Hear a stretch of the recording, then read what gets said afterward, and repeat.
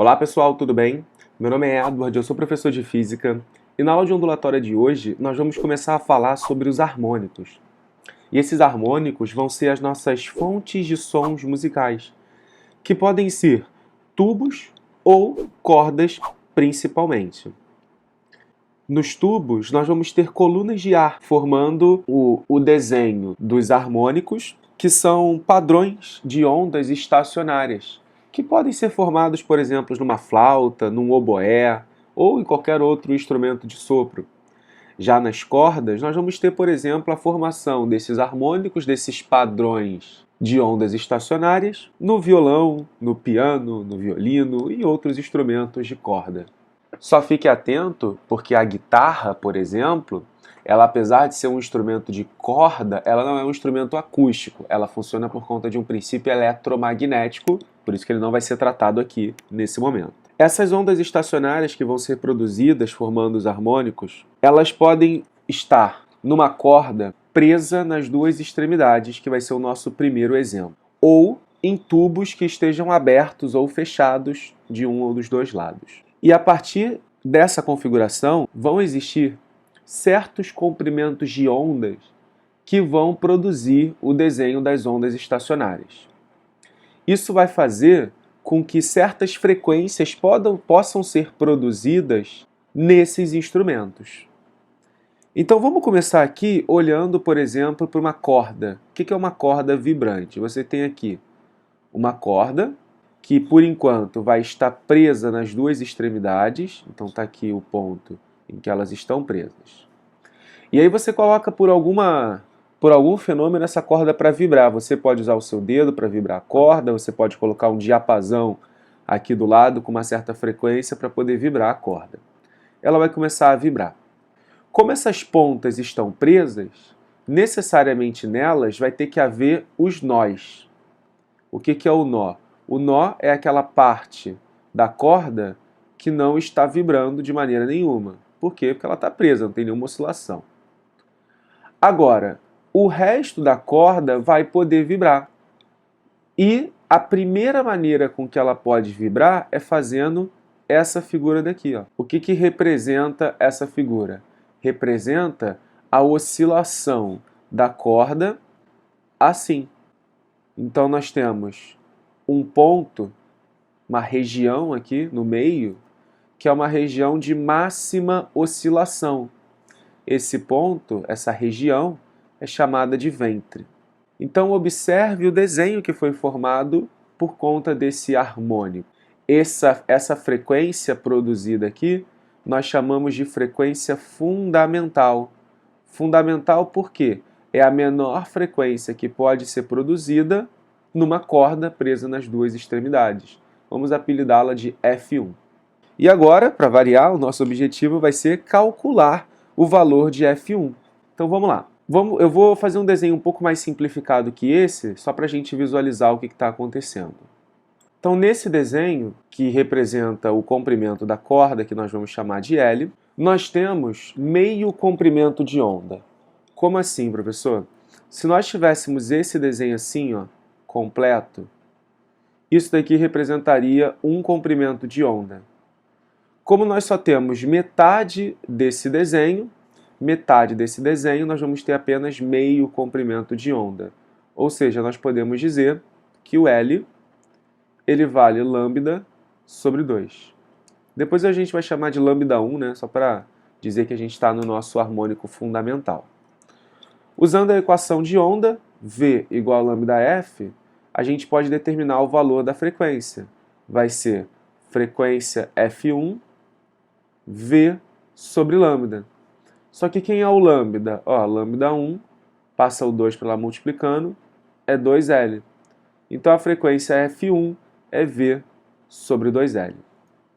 Tá, o que significa essa equação? Significa o seguinte, que essa corda não pode produzir nenhuma frequência menor do que V sobre 2L. Então vamos supor que esse valor aqui dê 100 Hz. Só um exemplo arbitrário, tá? Obviamente vai depender dos números. Mas se esse valor der 100 Hz, é impossível que essa corda, com esse comprimento, produza outro valor de frequência. Como é que você pode mudar o valor, então, da nota musical, né, que está associada à frequência, produzida na corda de um violão? Ou você muda o V, e como é que você muda o V? Equação de Taylor, né? V igual a raiz de tração sobre Mi. Então é por isso que a primeira corda do violão ela é mais grossa. E depois, quando você vai descendo, as cordas elas vão ficando mais finas. Por quê? Você muda o Mi. E ao mudar o Mi, você muda a velocidade.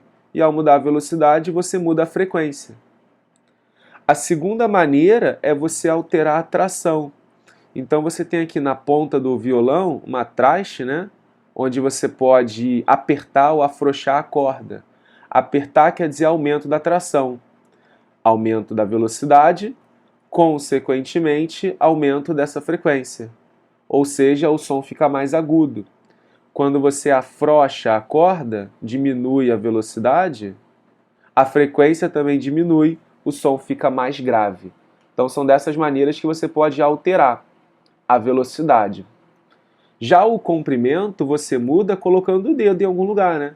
Então, por exemplo, se você colocar o dedo aqui, você vai alterar o valor do comprimento dessa corda. E ao alterar o valor do comprimento, você altera também o valor da frequência.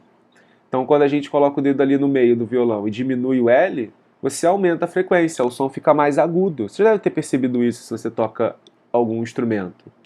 E ao contrário, né? Se você desliza para cá aumentando o comprimento, a frequência diminui e o som fica mais grave. Bom, agora nós queremos encontrar outros harmônicos que podem ser formados nessa mesma corda. Então nós vamos pegar a mesma corda aqui, vou deixar até esse desenho, só que eu vou apagar esse harmônico que foi produzido na corda. E agora, a segunda configuração possível para esta corda vai ser essa daqui, ó. Quando nós tivermos um nó aqui no meio. E aí a onda vai fazer isso aqui, ó. Repara agora que o comprimento L, ele vale exatamente 1 lambda, vou chamar de lambda 2. Ou seja, o F2, que é V sobre lambda, vai ficar sobre L.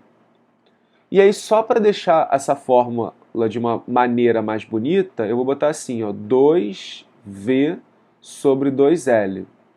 Professor, mas por que você fez isso? Está complicando? Não. Porque ó, quem é V sobre 2L? V sobre 2L é o F1. Isso significa que o F2 é um múltiplo do F1, 2 vezes F1. Ou seja, se a nossa frequência lá inicial era 100 Hz, que era a frequência fundamental, a próxima frequência vai ser o quê? 200 Hz. Ou seja, se eu quiser nessa corda produzir um som de, sei lá, 150 Hz, não vai ser possível porque não faz parte desses harmônicos, tá bom? Acho que você já entendeu a ideia, né? Qual vai ser o próximo harmônico? Vai ser o F3. Aí o F3, vamos fazer o desenho aqui, ele vai ter mais um nó. Fins que são do mesmo tamanho, tá? E aí esse aqui é o terceiro harmônico. Eu vou fazer só mais esse, tá? Depois a gente chuta a fórmula geral. O L desse cara vale. Uma dica é contar por quibes. Tá vendo esse quibezinho daqui, ó? Cada quibezinho desse vale meio lambda. Ou seja, aqui nós temos 3 quibes, ou seja, 3 meios de lambda. Então, o lambda 3 vai ser 2L sobre 3. Como a frequência é V sobre lambda, lambda 3, a frequência vai ficar V sobre 2L sobre 3. Aí o 3 sobe, né? Repete a primeira e multiplica pelo inverso da segunda. Ou seja, isso é 3F1. Eu acho que a gente já esperava esse resultado, né? 3F1. Você já pode escrever o próximo, né? Qual vai ser o próximo resultado? 4F1, 5F1, ou seja, a frequência Fn, ou seja, a enésima frequência, vai ser N vezes V sobre 2L. Essa é a fórmula geral da frequência para a corda presa nas duas extremidades. Precisa decorar essa equação? Eu acho que não é tão interessante, porque não é difícil você contar esses meios lambdas e fazer V igual a lambda F. Tá? Então essa é uma fórmula que a gente deduz apenas para você ter uma dimensão de como que deve ficar o resultado final quando você for fazer. Mas não é uma fórmula essencial para ser decorada para a hora da prova. É claro que se você souber, né, ninguém vai reclamar. Tá, e o que isso tem a ver com os tubos sonoros? Bom, a diferença entre a corda vibrante e um tubo sonoro é que na corda quem vai oscilar, né, é a corda, obviamente, e no tubo sonoro quem vai oscilar é o ar que está aqui dentro, né, provocando o som. Nessas partes que estão abertas do tubo sonoro, nós vamos ter os ventres.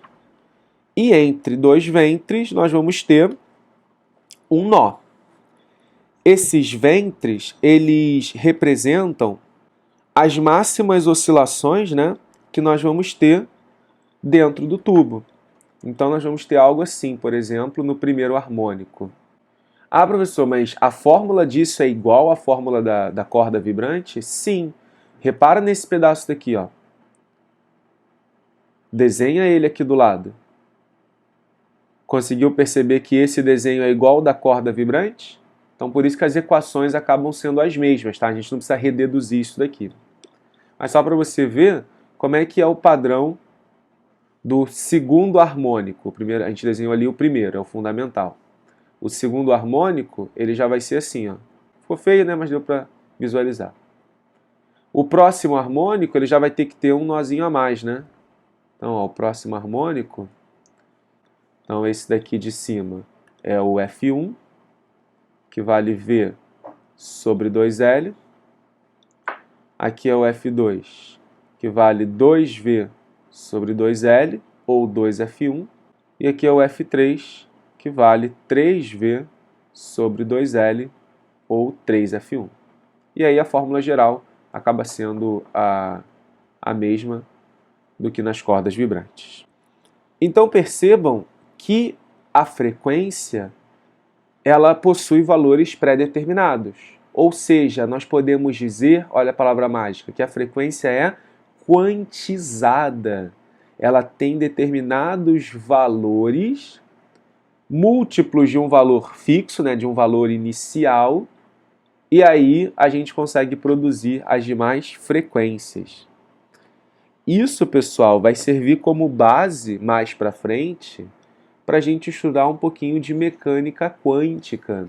Nos casos mais simples de mecânica quântica, nós vamos ter frequências, energias pré-definidas, quantizadas, que vão ser análogas a essas frequências das cordas, dos tubos sonoros também. Beleza? Então, nossa aula de hoje fica por aqui.